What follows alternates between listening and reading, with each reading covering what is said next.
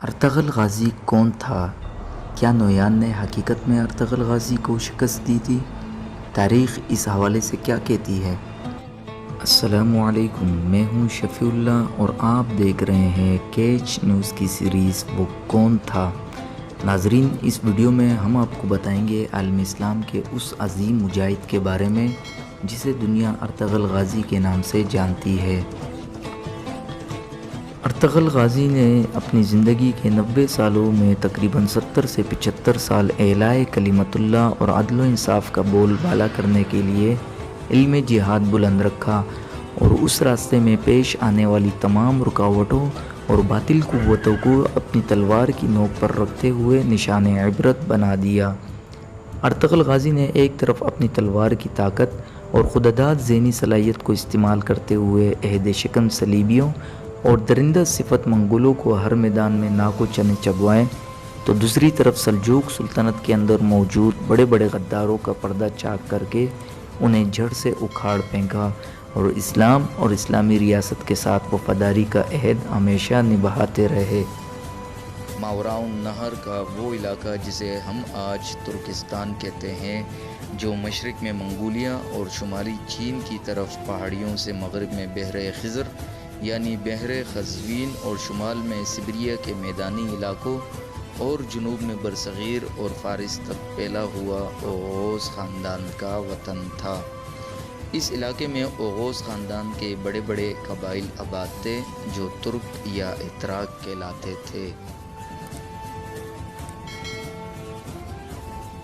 7ویں صدی ہجری کے شروع میں ان قبائل نے چنگیزی لشکر کی ہولناکیوں سے بچنے کے لیے ایشیائی کوچک کی راہ لی اور سلجوق سلطنت میں جا ملے۔ اس وقت سلجوق سلطنت کے سلطان علاء الدین تھے۔ انہی ترک قبائل میں جو چنگیز خان کے حملے کے بعد اپنا وطن چھوڑ کر مارے پھر رہے تھے، ارطغرل غازی کا قبیلہ بھی تھا، جس کے سردار ارطغرل غازی کا باپ سلیمان شاہ تھا اور قبیلے کا نام کائی قبیلہ تھا۔ سلیمان شاہ کے 4 بیٹے تھے جن کا نام سارم، گلدارو، ارطغرل اور زلجان تھے۔ سلیمان شاہ کے تمام بیٹے بہت بہادر اور اعلیٰ درجے کے جنگجو تھے، مگر ارطغرل غازی ان سب میں ایک منفرد حیثیت کے مالک تھے۔ ارطغرل غازی کو چھوٹی عمر میں ہی شمشیر زنی، تیر اندازی، نیزہ بازی اور گھڑ سواری جیسے فنون میں کمال کی مہارت حاصل تھی، جس کے نتیجے میں انہوں نے کئی معرکوں میں دشمن کو حیرت انگیز طور پر شکست دی۔ سلیمان شاہ کی وفات کے بعد ارطغرل غازی کائی قبیلے کے سردار کے طور پر منتخب ہوئے۔ بعض تاریخی روایات کے مطابق کائی قبیلے کا پیشہ غلہ بانی تھا اور وہ اسی سے اپنی زندگی بسر کرتے تھے۔ قحط اور خشک سالیوں سے تنگ آ کر یہ سرسبز علاقوں اور زرخیز زمینوں کی طرف ہجرت کرنے پر مجبور ہوئے۔ تاریخی حقیقت جو بھی ہو، مگر کسے معلوم تھا کہ دنیا کی نظر میں وہ چرواہے جن کے پاس رہنے کے لیے اپنی سرزمین نہ تھی، وہ ایک ایسی عظیم الشان اسلامی سلطنت کی بنیاد ڈالنے والے ہیں جس کی سرحدیں 3 براعظموں تک پھیل جائے گی اور جس میں صدیوں تک اسلام کا پرچم سربلند رہے گا۔ چنانچہ چنگیز خان کے لشکر کی تباہ کاریوں سے بچنے، قحط اور خشک سالیوں سے چھٹکارا پانے کے لیے کائی قبیلہ سب سے پہلے ہجرت کر کے اہلت آیا، پھر اہلت سے حلب میں آ گئے۔ حلب میں اس وقت سلطان صلاح الدین کے پوتے غیاث الدین العزیز کی حکومت تھی اور حلب کے وزیر اعظم غیاث الدین العزیز کے ماموں شہاب الدین طغرل تھے۔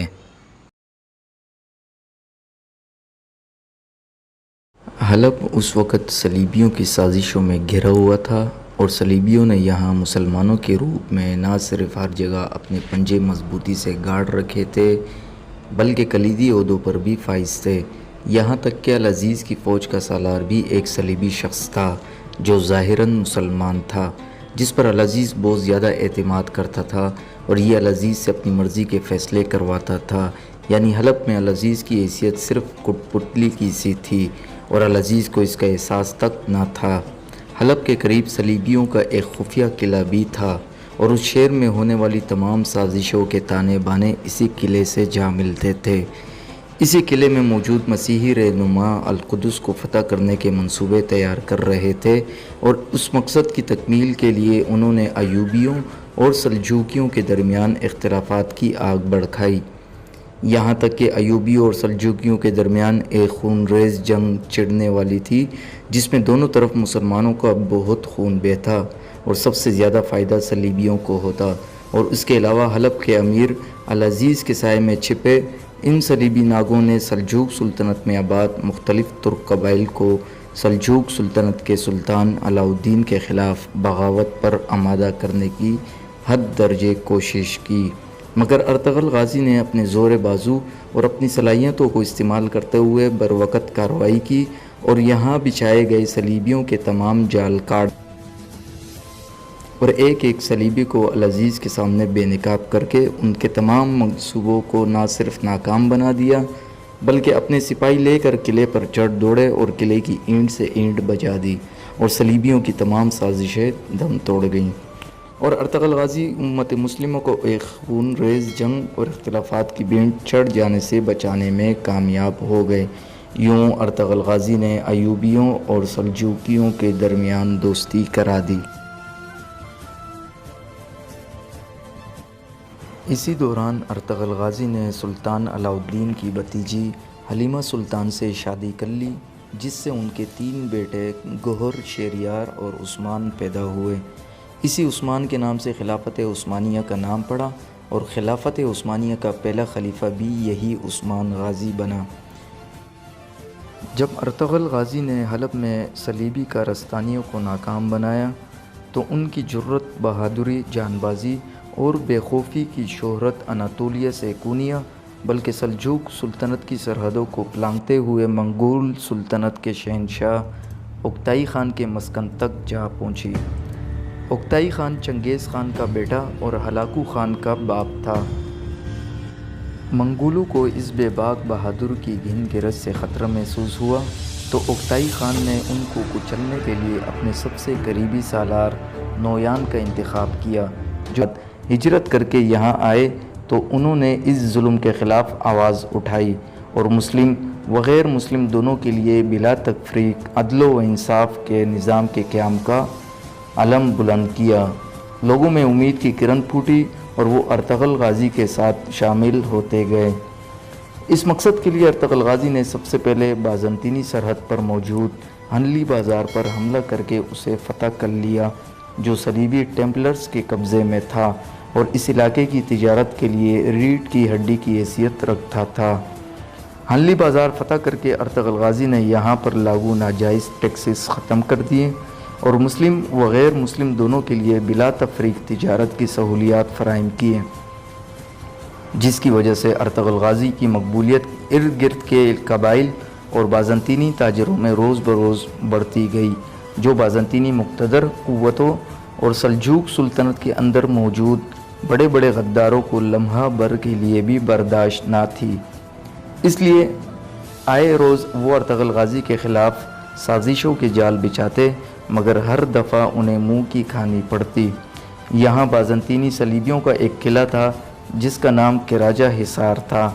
جہاں سے بازنطینی ارطغرل غازی کو مات دینے کے لیے آئے روز سازشیں کرتے رہتے۔ اس لیے ارطغرل غازی اور کراجہ حصار کے صلیبیوں کے درمیان کئی معرکے ہوئے اور صلیبیوں کو بھاری نقصان اٹھانا پڑا، مگر کراجہ حصار کے قلعے میں موجود بازنطینی پھر اپنے اونچے ہتھ کنڈوں سے باز نہ آئے تو ارطغرل غازی نے اپنے سپاہیوں کے ساتھ قلعے پر حملہ کر دیا۔ نہایت خطرناک جنگ ہوئی۔ آخرکار فتح کا صحرا اسلام کے متوالوں کے سر سجا اور قلعے کے درود و دیوار پر اللہ اکبر کی صداؤں سے گونج اٹھے اور جاء الحق و زہق الباطل کے نغمے فضا میں بلند ہوئے اور بازنطینیوں کا غرور خاک میں مل گیا۔ جب سلطان علاء الدین کو کراجہ حصار قلعے کی فتح کی خبر ملی تو ان کی نظر میں ارطغرل غازی کا مقام و مرتبہ اور بڑھ گیا اور سلطان علاء الدین نے انہیں اس علاقے کا سردار اعلیٰ بنا دیا۔ یوں ارطغرل غازی کی طاقت اور مقبولیت میں اضافہ ہوتا گیا اور وہ اپنی منزل کی طرف بڑھتے چلے گئے۔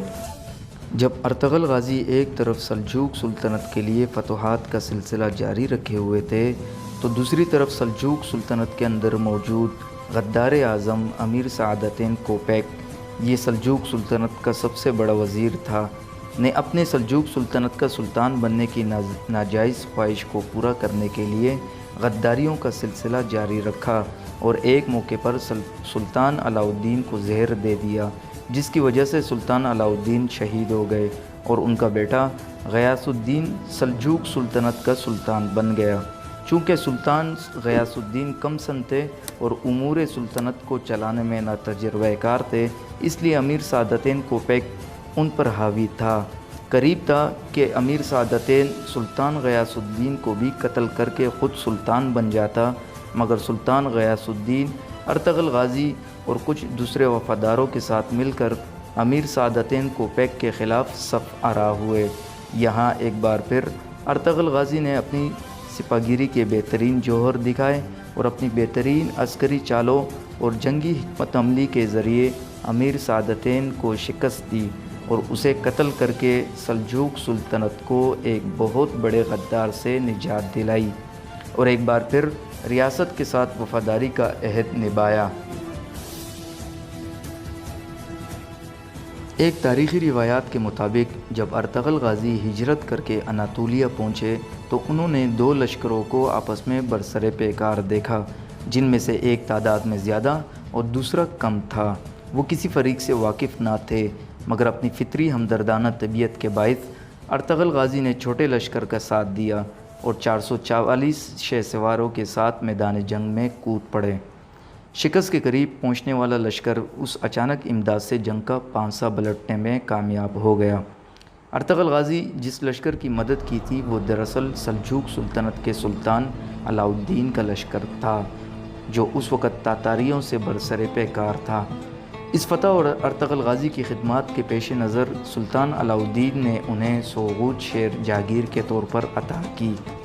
چونکہ یہ شہر دریائے سقاریہ کے بائیں جانب بازنطینی سرحد کے قریب واقع تھا، اس لیے اکثر اوقات ارطغرل غازی کی بازنطینی قلعے داروں سے جنگ کی نوبت آتی رہتی تھی۔ یہاں ارطغرل غازی نے تھوڑے ہی عرصے میں اپنی بہادری کا سکہ بٹھا دیا۔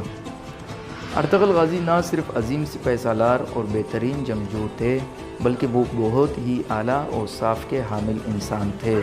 دن کے مجاہد اور رات کے عابد کے ساتھ ساتھ انتہائی شریف النفس، سادگی پسند، مہمان نواز، فیاض اور رحم دل انسان بھی تھے، جس کی وجہ سے ایشیائی کوچک میں پہلے سے مکین ترک قبائل ارطغرل غازی کے ساتھ شامل ہوتے گئے اور وہ اپنے مشن کی طرف آگے بڑھتے رہے اور پورے شہر میں عدل و انصاف کا بول بالا کر دیا۔ اسی شہر کو ارطغرل غازی نے تادم آخر اپنا مستقر بنائے رکھا اور 1288 ہجری میں اسی شہر میں ہی عالم اسلام کے یہ عظیم مجاہد خالق حقیقی سے جا ملے اور سوغوت کے قریب دفن ہوئے۔ اللہ کی ان پر کروڑوں رحمتیں نازل ہوں۔ ارطغرل غازی کی مسلسل مجاہدانہ کوششوں اور خلوص نیت نے ہی ان کے بیٹے عثمان غازی کے لیے راہ ہموار کی، جس کے نتیجے میں انہوں نے 27 جولائی 1299 میں سلجوق سلطنت سے خود مختاری کا اعلان کرتے ہوئے ایک نئی سلطنت کی بنیاد رکھی، جو عثمان غازی کے نام کی نسبت سے ہی سلطنت عثمانیہ کے نام سے مشہور ہوئی اور 1299 سے 1924 تک یعنی 800 سال تک اسلام کا پرچم سر بلند رکھا۔